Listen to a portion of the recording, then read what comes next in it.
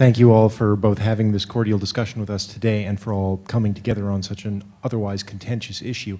I know that a number of public goods, electricity, other things that we provide have run into major issues with commoditization. Oil is a concern now.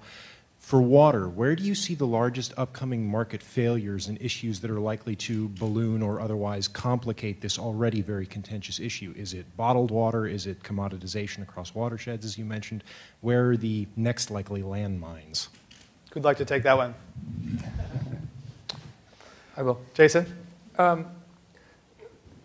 Water's this very interesting dynamic resource in that it has this public good element and then this commodity dimension as well. And I think it straddles that in a way that no other resource does.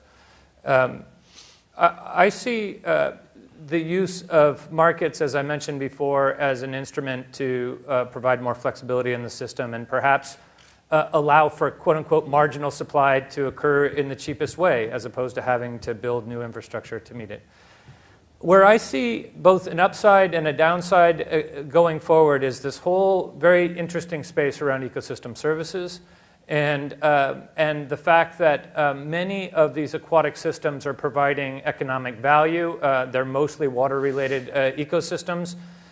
They are getting undermined throughout the world, and when we get to a point where they are dysfunctional, there's going to be a huge cost for the economy for this. And we haven't quite captured well or figured out how to quantify this benefit, and then there's a lot of peril around ownership, especially to the degree to which that ecosystem functions somehow tied to land ownership, and we know that a lot of land's in private hands, and there's all sorts of questions about people getting paid to be able to not destroy their land and therefore the water resources.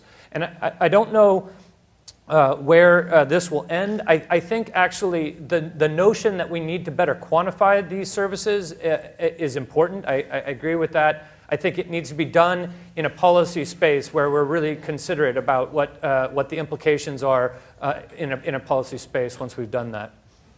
Laurent, Auguste? If I could just add on a small aspect of your question. You're talking about bottled water and the water supply, to communities. This is two completely different fields. Bottled water is about marketing.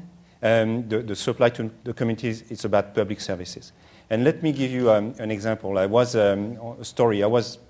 based in Tokyo before coming to the US, and I remember one day seeing this big advertisement for one of the famous French bottled water company. And you've got this magnificent model with a bottle of water, and she throws it away, and the water goes out, and that's the advertisement.